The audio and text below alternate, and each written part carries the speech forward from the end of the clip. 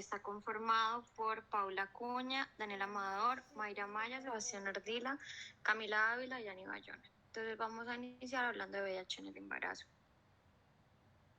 Entonces, principalmente debemos tener en cuenta algunos conceptos. Entonces, el agente infeccioso, que va a ser el retrovirus del género lentivirus, que va a ser considerado así por el lento proceso que tiene para replicarse. El principal reservorio, que son los seres humanos, y el periodo de incubación, que va a estar entre 1 y 9 meses, que va a ser el periodo desde el momento de la infección hasta la aparición de anticuerpos detectables, que pueden transcurrir entre 1 y 9 meses. Bueno, entonces tenemos la anterior, por favor.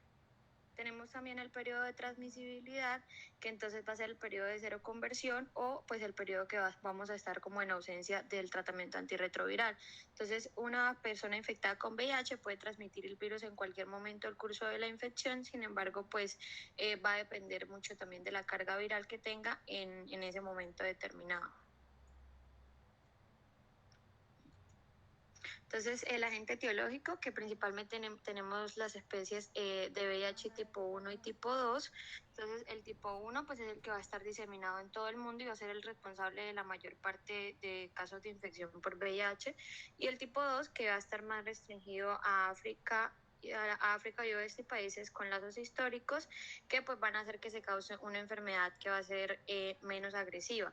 Entre el tipo 1 y el tipo 2 tenemos que tienen algunas similitudes genéticas. Sin embargo, esto solo va a corresponder al 45% de similitud, y por esto va a ser también la diferencia de que una sea más agresiva que la otra.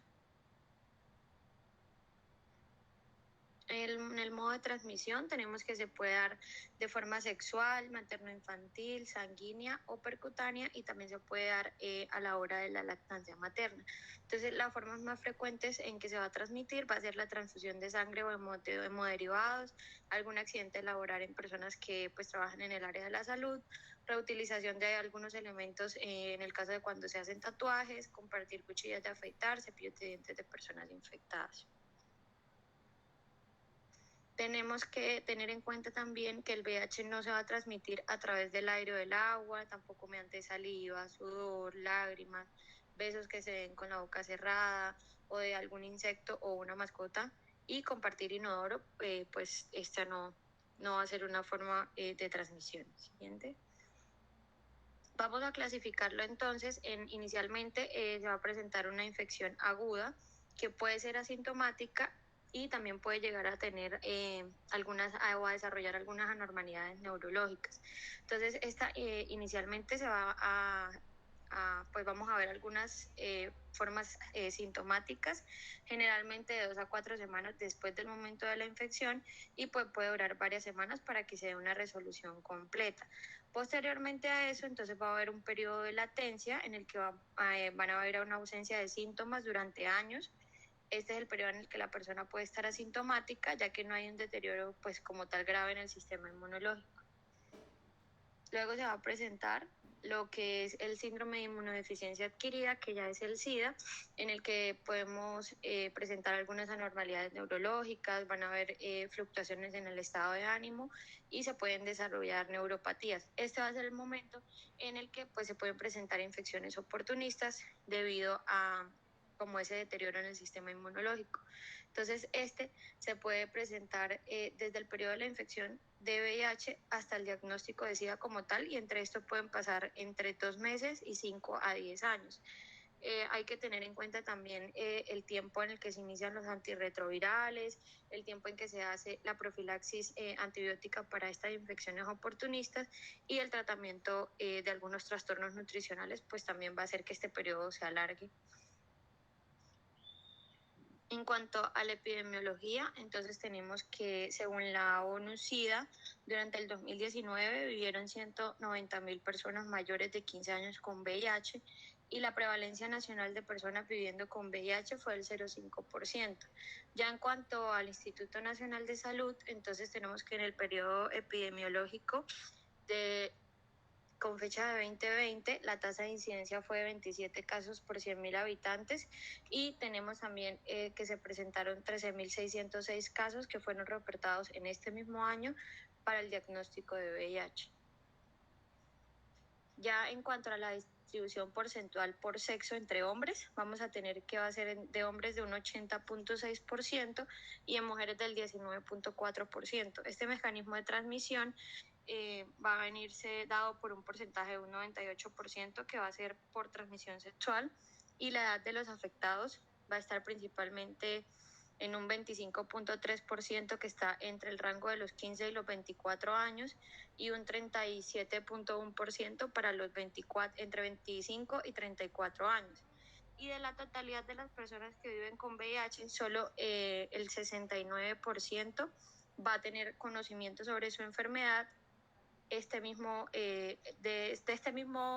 69%, el 57% va a estar en tratamiento con antirretroviral y otro 53% va a estar en supresión viral. Entonces, las mujeres gestantes que viven con VIH reportadas en el país fueron de aproximadamente 932 en 2019, o sea, un 0,14%. 453 casos van a tener un diagnóstico previo al embarazo, que eso va a representar el 48.60%, y el mayor porcentaje que se va a encontrar va a estar entre las edades de 20 a 24 años, en Bogotá, en Antioquia y Valledupar, que fueron las regiones que mayor porcentaje tenían de gestantes con VIH. Y en este mismo año, el 91.30% de las gestantes iban a usar el tratamiento antirretroviral, un 55.47% recibió el tratamiento en el parto, un 48.49% ha tenido una supresión farmacológica de la lactancia, y el 62.45% de los embarazos, el producto de ellos fueron unos recién nacidos vivos. Bueno, la estadificación clínica de la OMS de la infección confirmada por VIH lo divide en diferentes etapas clínicas. Entonces, la primera es cuando el paciente está asintomático o tiene una linfadenopatía persistente generalizada. Ya en la etapa clínica 2 tenemos una pérdida idiopática moderada de peso, es decir, menos del 10% del peso corporal presumido. También que sean infecciones recurrentes de las vías respiratorias como sinusitis, amigdalitis, faringitis, un herpes zóster, una quelitis angular, úlceras orales recurrentes o erupciones papulares pruriginosas. En la etapa clínica 3, entonces ya tenemos de que la pérdida idiopática ya es grave, es decir, más del 10% del peso corporal presumido, una diarrea crónica que sea idiopática y dure más de un mes, una fiebre persistente idiopática, candidiasis oral persistente, leucoplasia oral vellosa, tuberculosis pulmonar o las infecciones bacterianas graves como neumonía, piomiositis o también puede ser la osteomielitis. En la etapa clínica 4, entonces ya pues como resumiendo, también está el síndrome de confusión por VIH, una neumonía por neumocistis, el sarcoma de Kaposi, una infección por citomegalovirus, una encefalopatía por VIH, también puede ser una septicemia que sea recurrente o carcinoma invasivo de cuello uterino, entre otras. Este es el algoritmo de tamizaje de la infección por VIH en gestantes y las pruebas que se realizan para el diagnóstico de esta. Entonces, primero tenemos la prueba presuntiva, que tiene una sensibilidad del 99.5%. Es un inmunoensayo convencional que también se llama ELISA, o una prueba rápida capaz de detectar los anticuerpos totales, es decir, tanto los IgM como los IgG contra el VIH tipo 1 y VIH tipo 2 o el grupo 0.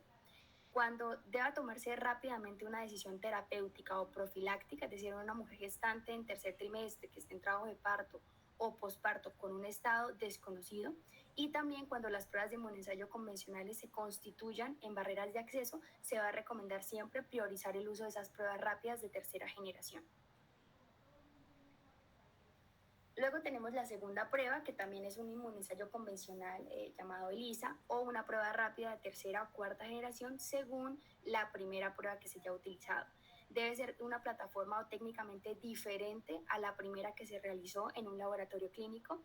Se debe practicar con una muestra sanguínea diferente a la que se utilizó en la primera, y en esta la especificidad es de 99.5%.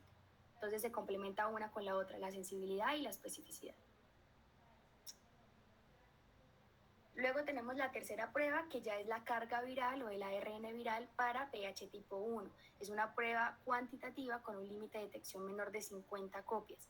Tiene una alta sensibilidad para el diagnóstico de infección aguda, pero el problema es que esta prueba no detecta infecciones para VIH tipo 2, solo para VIH tipo 1.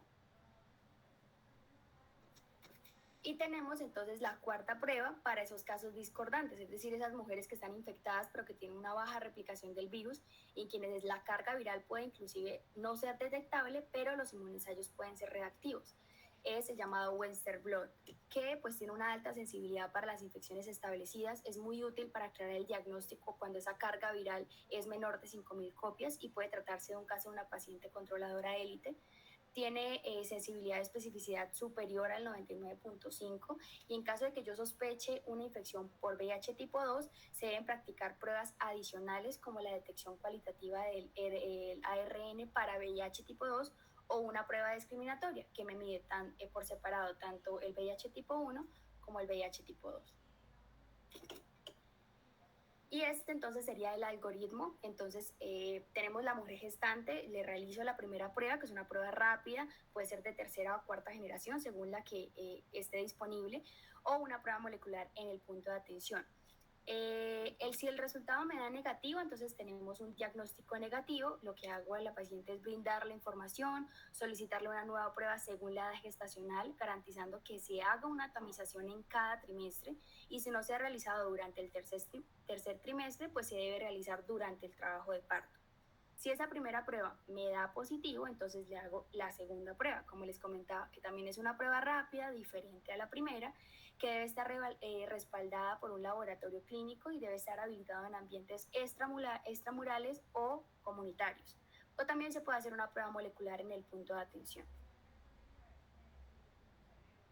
Si esa segunda prueba me sale negativa, le debo hacer una tercera prueba, que es la de la carga viral. Si esa carga viral es indetectable, pues el diagnóstico es negativo y como lo comentaba arriba, le brindo información, solicito una nueva prueba, garantizo que se tamice y si no se ha realizado en el trabajo de parto. Si esa tercera prueba sí es detectable, pues el diagnóstico ya es positivo. Ahí es donde yo inicio o mantengo la profilaxis para pues, la transmisión materno-infantil. Le lo remito a una atención integral en VIH y aseguro que haya tomado una muestra para genotipo. Si esa segunda prueba me sale positiva, entonces hago un diagnóstico probablemente positivo. Entonces tomo una muestra de prueba de carga viral, que es el ARN viral, inicio la profilaxis para esa transmisión materno-infantil y tomo el genotipo.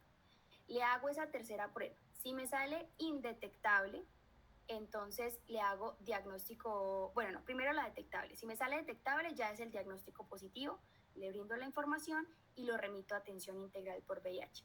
Pero si me sale indetectable, que era lo que les comentaba, ese diagnóstico no concluyente, pues le realizo la cuarta prueba, que es el Western blot, para descartar la infección tanto por VIH tipo 1 como VIH tipo 2.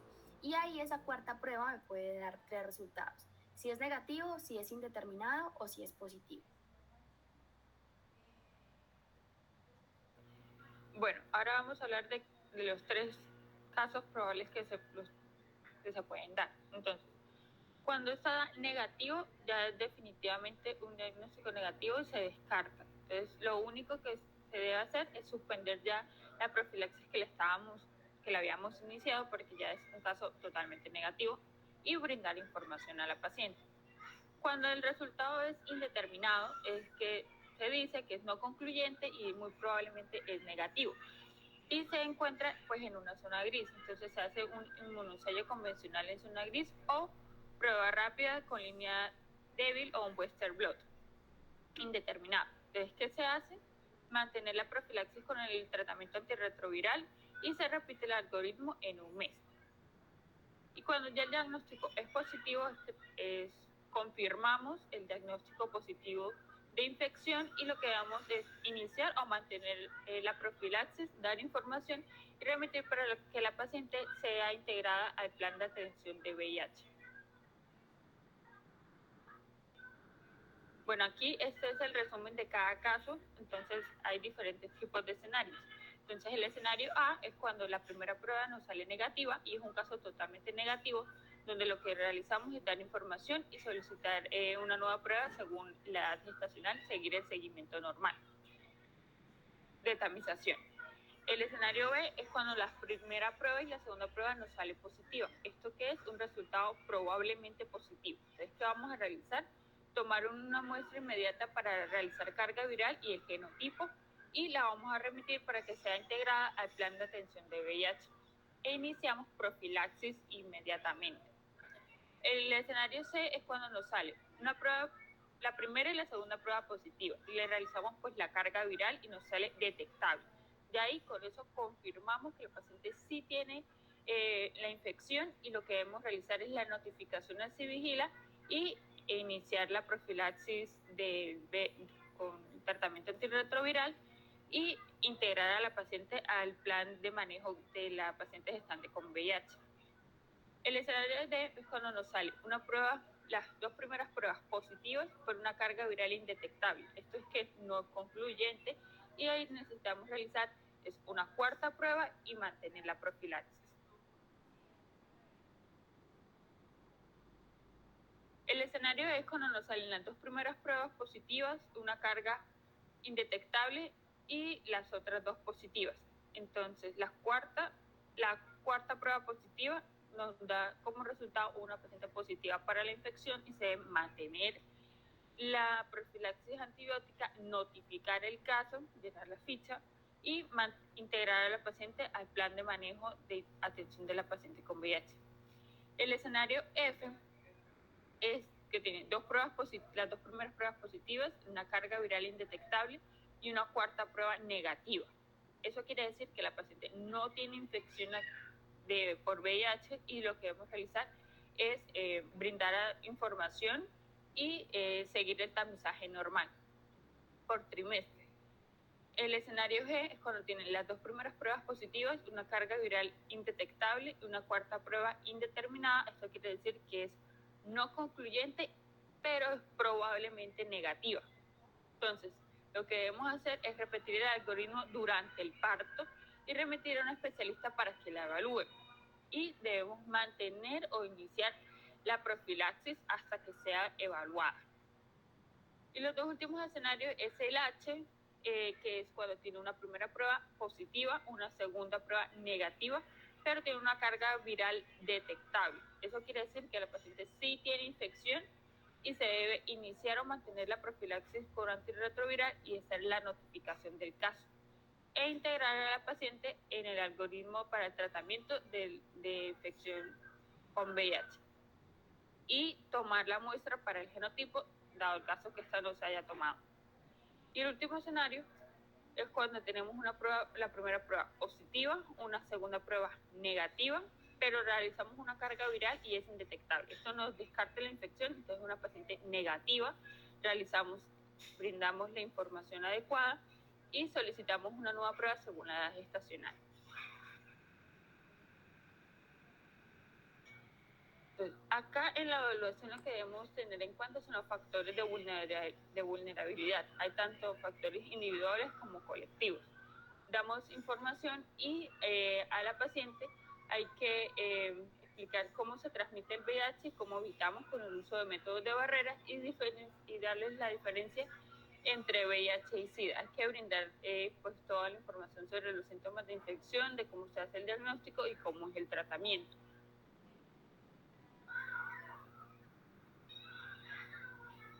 Acá, ¿cómo actuar un resultado positivo? Entonces, ¿cuáles son los momentos? Hay que explicarle a la paciente cuáles son los momentos en los que ella le puede transmitir la infección a su bebé. Entonces, puede ser durante el embarazo, durante el parto o durante la lactancia materna. Entonces, del 30 al 60% de todas las infecciones en niños se dan en algunos de estos momentos. Entonces, la gran contraindicación de la lactancia materna es que la madre tenga infección por VIH. Estas madres deben utilizar sustitutos de la leche de la lactancia materna. Y como paciente tenemos derecho a recibir pues, un tratamiento antirretroviral oportuno, parto por cesárea, a la suplementación de la lactancia materna con fórmulas lácteas y el seguimiento del bebé para descartar que haya que tenga infección por VIH.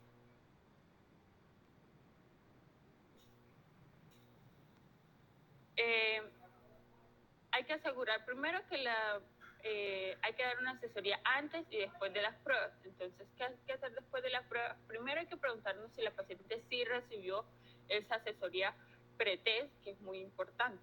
Entonces, y después hay que explicarle cosas respecto a las pruebas. Entonces, cuál es la reactividad, por qué es necesaria realizar una segunda prueba en caso de que sea necesaria, y establecer los mecanismos de prevención, cosa que la paciente vaya a su casa con información muy clara.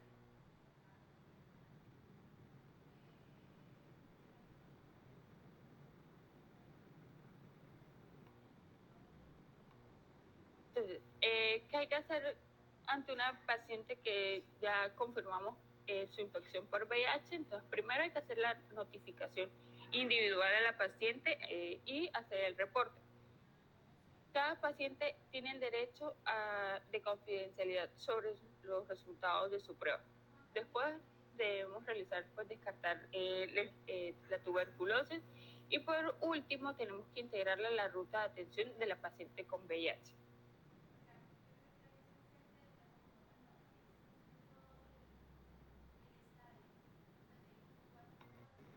En las acciones específicas, primero tenemos que capacitar a la gestante, debemos notificar a la gestante sobre cómo salieron los resultados, y por último brindarle toda la información respecto a la situación en la que se encuentra y seguir las recomendaciones que están estipuladas en la guía de prácticas clínicas basada en la evidencia.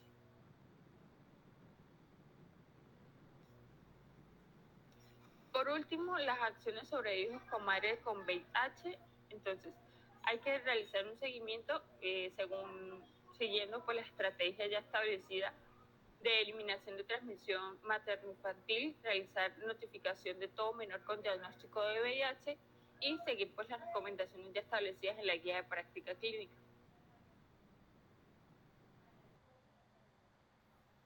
Bueno, entonces llegamos a una parte importante del VIH, que es la transmisión perinatal. Entonces se ha evidenciado pues que la transmisión perinatal sin un tratamiento en la paciente con VIH está entre el 20 y el 28% de los casos, y vemos que con tratamiento disminuye drásticamente hasta en un 2%.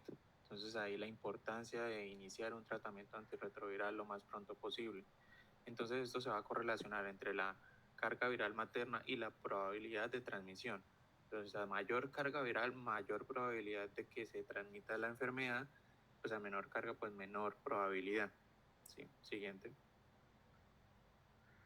Entonces vamos a tener varios factores de riesgo, entre ellos carga viral mayor de 50.000 copias, es un factor importante de riesgo para esa transmisión materno-infantil, un mal estado inmunológico materno, un consumo de sustancias psicoactivas, relaciones sexuales sin protección o que tenga nuevos compañeros sexuales en los últimos 6 meses, que en el parto tenga una hemorragia o que tenga un embarazo gemelar. Entonces esos son factores de riesgo para que esta transmisión materno-infantil se incremente. ¿Sí? Siguiente. Entonces aquí tenemos un flujograma ya cuando la paciente nos llega con diagnóstico de VIH por una prueba, por una ELISA o por una prueba rápida. Entonces en ese momento debemos preguntarnos la paciente en qué edad gestacional está. Entonces si está en una edad gestacional mayor a las 32 semanas, se inicia tratamiento antirretroviral y si está en trabajo de parto, se inicia con acetate endovenoso.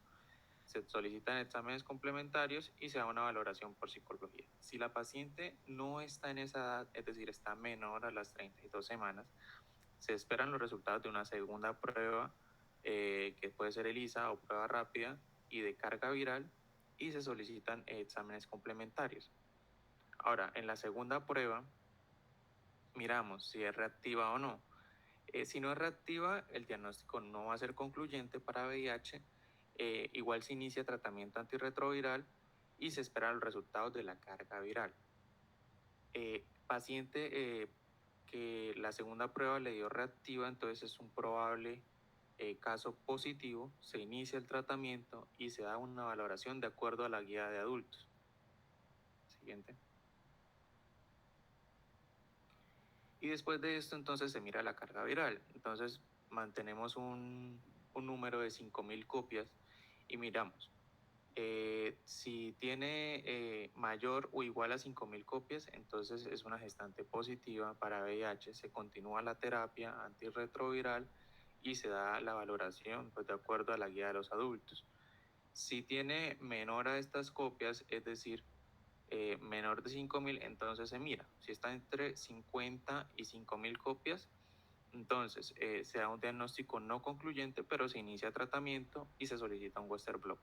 Pero si no tiene si la carga viral no está entre este rango, entonces una paciente negativa para VIH se brinda asesoría, se va a suspender el tratamiento, se continúa el programa prenatal, brindando pues la tamización todos los trimestres y se solicita pues una Western blot al tercer trimestre, y la cual no se repite pues la ELISA o la prueba rápida. Ahora las pacientes que se les solicitó la Western blot, entonces se mira si es positiva. Si es positiva, pues la paciente tiene VIH, se continúa con tratamiento y se valora de acuerdo a la guía de adultos. Si no es positiva, entonces se mira si es indeterminada o si es negativa. Si es negativa, la gestante es negativa para VIH, se hace una asesoría post-test, se suspende el tratamiento, se continúa pues el programa prenatal y la tamización todos los trimestres. Si es indeterminada, entonces es un diagnóstico no concluyente, se va a repetir la carga viral y la Western blot en un mes y se mantiene el tratamiento y se da un manejo por infectología. Siguiente. Entonces, de acuerdo a la valoración inicial de la paciente con infección de VIH, debemos tener en cuenta en la primera consulta varios paraclínicos que hay que solicitar a la paciente. Entre ellas, prueba de tuberculina, glicemia pre y post. Se da también antígenos contra hepatitis B, anticuerpos contra la hepatitis B y anticuerpos anticore. Anticuerpos también contra hepatitis C y A. Una evaluación cardiovascular de riesgo cardiovascular cada año según el criterio de la paciente, y también se mira pues el conteo de linfocitos CD4 y el porcentaje de estos CD4 al inicio del tratamiento. Esto para pues mirar cómo es el seguimiento en el tratamiento y cómo está evolucionando la paciente. Siguiente. También se hace una tamización de sífilis, el ARN del VIH, es decir, la carga viral, esto para indicar si el tratamiento realmente está funcionando. Las transaminasas se deben tomar antes de iniciar el tratamiento y en el seguimiento del mismo, igual que las pruebas de función renal, y claramente un cuadro hemático completo. Estos son algunos de los exámenes que se deben mandar en la primera consulta de una paciente ya con VIH. Siguiente. El manejo de estos pacientes debe ser multidisciplinario. Entre ellos van a entrar infectología, enfermería, nutrición, trabajo social, psiquiatría y psicología, para tratar de atender a la paciente de la mejor forma posible, ayudándola también a mantener su embarazo lo más adecuado posible. Siguiente. Entonces iniciamos con el tratamiento. El tratamiento actualmente se rige bajo la guía del 2021, en la cual nos indica que se recomienda el tratamiento antirretroviral en pacientes gestantes que reciben diagnóstico por VIH inmediatamente posterior a 2 pruebas reactivas o positivas, independientemente del momento del embarazo en que se encuentre la paciente. Eso es muy importante tenerlo en cuenta. Eso cambió. En el 2014 se decía otra cosa, pero actualmente se dice esto. ¿Esto por qué se dice o por qué se recomienda? Porque se ha visto que reduce el riesgo de transmisión materno-fetal de la enfermedad y se relaciona pues con mejores desenlaces en el pronóstico de la enfermedad de las mujeres. Pues esto ha mostrado pues una estrategia segura tanto pues para la gestante como para el feto. Empezar el tratamiento de forma inmediata. Siguiente. Entonces aquí tenemos el tratamiento que recomiendan en la guía actualmente. para pacientes con VIH en edad gestacional, independientemente de la edad gestacional. Entonces tenemos regímenes, los preferidos y los alternativos. En los preferidos tenemos el dolutegravir más tenofovir en tricitabina, o tenemos otra opción que es el dolutegravir más abacavir lamivudina, o raltegravir tenofovir en tricitabina, o raltegravir abacavir lamivudina. Entonces se ha visto que en estos regímenes preferidos la combinación entre dolutegravir o raltegravir pues han mostrado ser muy efectivos y seguros en las gestantes. Estos regímenes pues se han asociado con una menor progresión de la enfermedad y una menor suspensión del tratamiento debido pues a efectos adversos. Además pues de reducir pues el riesgo de transmisión materno-infantil, ¿sí? Tenemos el régimen alternativo, que es atazanavir, ritonavir más tenofovir en tricitabina, o atazanavir, ritonavir más abacavir lamivudina. O ya tenemos otro antirretroviral como es la darunavir, ritonavir más tenofovir en tricitabina, o danuravir, ritonavir más abacavir y lamivudina. Entonces, estos son como el tratamiento que se está utilizando actualmente. Y aquí tenemos algunas de las presentaciones de estos medicamentos. ¿Qué es lo bueno de estas presentaciones? Que son accesibles para el paciente, es decir, para que no esté tomando tantos medicamentos. Hay combinaciones, por ejemplo, de dolutegravir, abacavir, lamivudina, es decir, una sola tableta, se da una cada 24 horas y tienen los tres medicamentos, ¿sí? O tenemos combinaciones de abacavir, lamivudina, una tableta, o tenofovir en tricitabina. Es decir, estos tratamientos están enfocados a que la paciente tenga una mejor adherencia al tratamiento de acuerdo pues al consumo de tabletas que tenga en el día. Siguiente.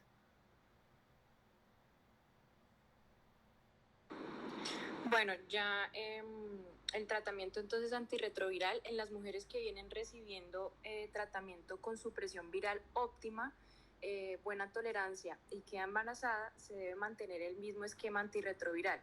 Esto con excepción de la combinación de estaudina y didanosina.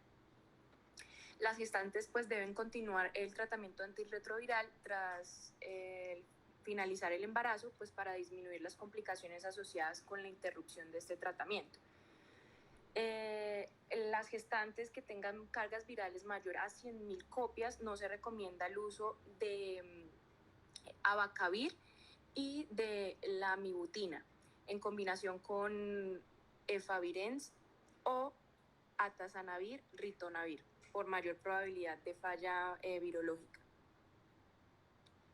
Entonces ya la quimioprofilaxis con sidobudina, entonces en el anteparto e intraparto se va a dar sidobudina en bolo de 2 miligramos por kilogramo intravenoso en 1 hora. Esto seguido por 1 miligramo kilogramo hora en infusión continua pues hasta el parto. Ya posparto entonces se da sidobudina vía oral al recién nacido pretérmino 2 miligramos kilogramo en jarabe, y al recién nacido a término 4 miligramos kilogramo cada 12 horas, iniciando entre las 8 y 12 horas de recién nacido. Y esto se va a hacer por 6 semanas. Bueno, al inicio del trabajo de parto, entonces la madre va a recibir sidobudina 600 miligramos vía oral, seguido de 300 miligramos vía oral cada 3 horas hasta el parto. Y la lamivudina 150 miligramos oral al inicio del trabajo de parto, seguidos por 150 miligramos vía oral cada 12 horas hasta el parto. Bueno, la sidobudina intraparto ya fue lo que les mencioné. Entonces, la detección en hijos, la detección en hijos de pues, mujeres infectadas. En hijos nacidos de mujeres infectadas se debe realizar pruebas de detección de ácido nucleico viral antes de cumplir el mes y entre el 4º y el 6º mes. No se debe realizar ELISA ni pruebas rápidas en recién nacidos o lactantes. Si la prueba de detección serial son negativas, clasifique al niño como no infectado. Y si alguna de las pruebas es positiva, confirme el diagnóstico utilizando otras técnicas diferentes que también se basen en detección de ácidos nucleicos. Entonces, la vía de parto. Entonces, en la cesárea, esta reduce significativamente la transmisión perinatal, particularmente en pacientes con cargas virales mayor a 1000 copias cerca pues, del tiempo del parto. La Asociación Colombiana de Ginecobstetras dice que la cesárea electiva se hace a las 38 semanas de gestación, pero confirmada. Y esto pues antes del inicio del trabajo de parto y obviamente una ruptura de membranas. La COG no es colombiana, es americana. Ah, qué pena. Bueno, se debe abstenerse de confirmar maduración pulmonar fetal a través de amniocentesis y en caso de duda debe esperarse hasta la semana 39. Entonces, se debe iniciar la acidobudina intravenosa, pues las dosis que ya se mencionaron, esto 3 horas antes del inicio de la cirugía. Si la paciente está tomando medicación antirretroviral durante el embarazo, esta no debe interrumpirse en el momento del parto, independientemente de pues, la vía. Y el antibiótico profiláctico para la cirugía debe utilizarse sin modificación alguna. Entonces, ya el parto vaginal, entonces está contraindicada la amniotomía y cualquier procedimiento invasivo que pues aumente el riesgo de exposición fetal a la sangre materna, ya sea monitoreo fetal invasivo, instrumentación, entre otras. La ruptura de membranas a partir de la semana 36 debe orientarse hacia el desembarazo de la paciente en las primeras 4 horas luego de la ruptura. Ya después de las 4 horas pues se aumenta el riesgo de transmisión. Y la vía de parto deberá elegirse teniendo en cuenta el estado de la enfermedad pues, materna, control con medicamentos antirretrovirales, el tiempo de evolución pues, de la ruptura y el grado de progresión del trabajo de parto. Entonces, el seguimiento, el equipo multidisciplinario debe identificar las causas, si la paciente es adherente con el tratamiento antirretroviral y pues esforzarse en resolver esas causas o la poca adherencia. Se debe brindar asesoría y buena orientación. La prevención secundaria entonces va a ser buscar comportamientos de riesgo, prácticas sexuales, al igual que sus parejas. Entonces el esquema de seguimiento de estas pacientes, entonces las diagnosticadas confirmadas para VIH incluyen pacientes gestantes con diagnóstico nuevo o pacientes con diagnóstico antiguo.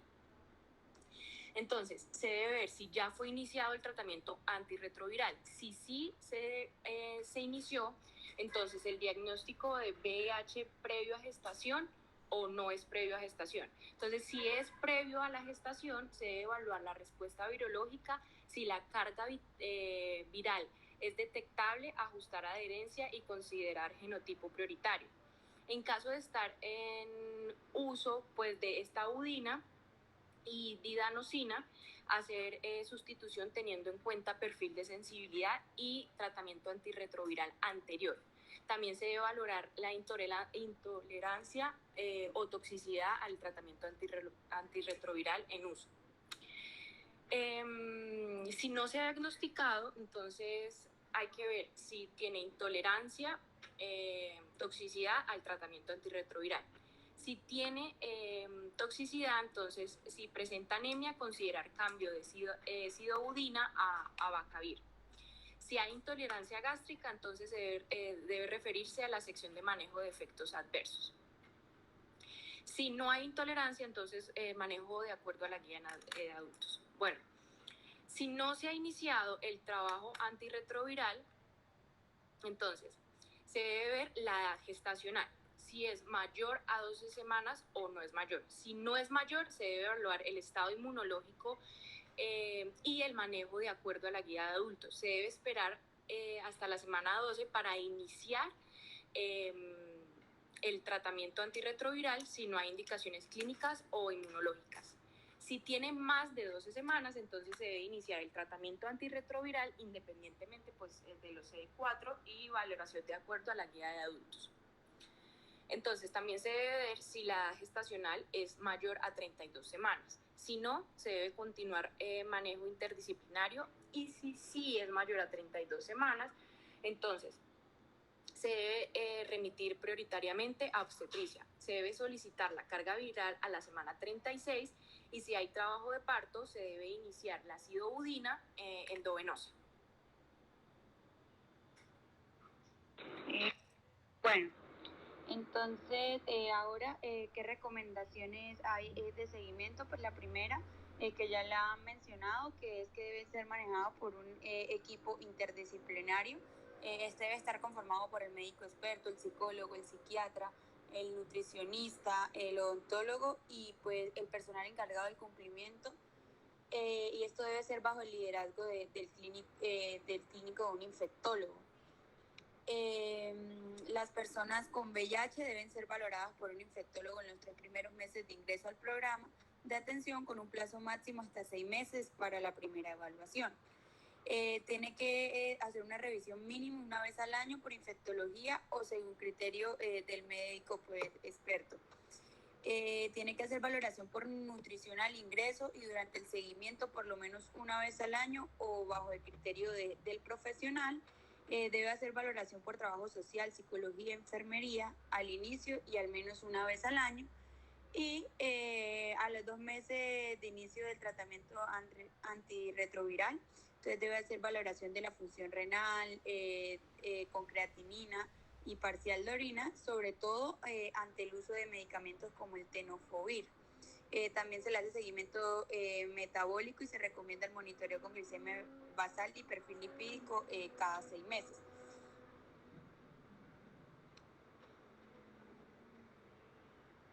Bueno, esto algunos paraclínicos ya los mencionaron mis compañeros. Entonces, ¿qué paraclínicos se piden para el inicio y el seguimiento? Entonces, entre los nuevos que no está la creatinina, sérica que se pide en la primera valoración y también a los 2 meses después de empezar este tratamiento antirretroviral. También está la TSH, el electro y en la otra diapositiva podemos ver también la radiografía de tórax, que son los nuevos paraclínicos y exámenes que se le piden al paciente que inicia con tratamiento antirretroviral. El siguiente. Eso. Entonces hay unas pruebas específicas que se piden, que sería el ARN cuantitativo del VIH, también en la primera valoración y al inicio de la terapia del antirretroviral, el conteo de linfocitos TCD4 y la relación de CD4 y CD8. En cuanto a la vacunación, entonces si hay CD4 mayor a 200, entonces se colocan todas las vacunas que podemos observar ahí, o si es menor a 200, las que podemos ver en el cuadro como tal. Y en cuanto al consentimiento informado, entonces la actitud del médico hacia el paciente, entonces debe ser siempre una actitud de apoyo, evitar comentarios que despierten la preocupación de y no hacer pronóstico de enfermedad sin tener las suficientes bases específicas. La autorización del tratamiento, pues el médico solo debe emplear medios diagnósticos o terapéuticos debidamente aceptados por las instituciones que estén científicamente y legalmente reconocidas. ¿Qué justificaciones para no atender un paciente? Entonces, con excepción de los casos de urgencias, el médico podrá excusarse de asistir a un enfermo o interrumpir la prestación del servicio si comprueba que el caso no corresponde a su especialidad previo al examen general, que el paciente reciba la atención de otro profesional que excluya la suya sin su previo consentimiento, o que el enfermo se rehúsa a cumplir las indicaciones prescritas. Y la solicitud del consentimiento a los pacientes, el médico no expondrá a los pacientes a riesgos injustificados y pues pedirá el consentimiento de él para aplicar los tratamientos médicos y quirúrgicos que él considere indispensable y que puedan afectar al paciente tanto física como psicológicamente. Entonces, tener en cuenta que el deber del médico debe ser advertir los posibles riesgos. Entonces, se trata de avisar en forma prudente al paciente, a los familiares, respecto a los efectos adversos que hay dentro de la práctica clínica o el tratamiento, el procedimiento médico que se le realizará al paciente. Debe haber excepciones al deber de información, entonces el médico quedará exonerado de hacer una advertencia del riesgo previsto en los siguientes casos. Uno, que el estado mental del paciente y la ausencia de parientes o allegados se lo impidan. Y dos, que existan urgencias o emergencias para llevar a cabo el tratamiento o el procedimiento médico. Los efectos del consentimiento informado, entonces, teniendo en cuenta que el tratamiento del procedimiento médico puede comportar, puede hacer que hayan efectos adversos o carácter imprevisible, entonces el médico no será responsable por riesgos, reacciones o resultados desfavorables, inmediatos o tardíos, de imposible o difícil previsión de estos. ¿Qué requisitos para el consentimiento informado? Entonces, el consentimiento del paciente debe cumplir unos requisitos. Uno de ellos debe tratarse de una información detallada, se deben cumplir unas formalidades especiales y debe preverse una autorización por etapa.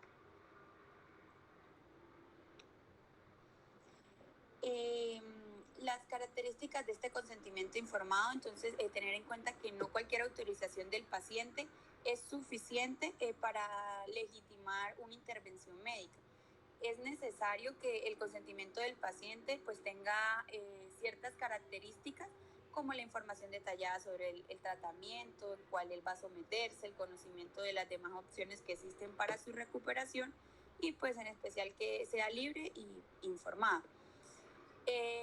Cuanto al consentimiento informado como exoneración de la responsabilidad médica, entonces este consentimiento lo que hace es exonerar la responsabilidad al médico. No es el consentimiento otorgado en general para cualquier tipo de intervención o atención médica que deba recibir, sino aquel consentimiento que dan los pacientes sobre los riesgos en concretos que se pueden derivar de un procedimiento específico como tal. Entonces, para que esto sea una causal de exoneración de la responsabilidad médica, pues no basta solo con la explicación en términos científicos del procedimiento o la terapia al cual se va a someter el paciente, sino que también de una explicación que el paciente entienda y pueda manifestar libremente su voluntad. El consentimiento informado debe ser libre, y el consentimiento informado sea libre significa que la persona debe tomar su determinación sin ningún engaño, y por esta razón no será válido el consentimiento otorgado por el paciente como fruto de una exageración por parte del médico acerca de los riesgos o dolencias o que el médico minimice los peligros de este tratamiento. Y por último, pues la primacía de la razón médica. Entonces, faltando las personas que deben dar su consentimiento a un tratamiento médico, impera la razón médica dirigida a salvaguardar la vida, la integridad física o la salud del paciente. Y ya esta es nuestra bibliografía. Gracias.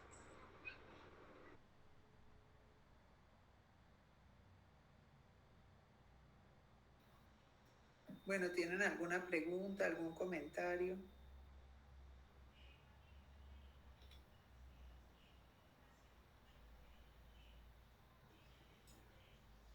¿Nadie?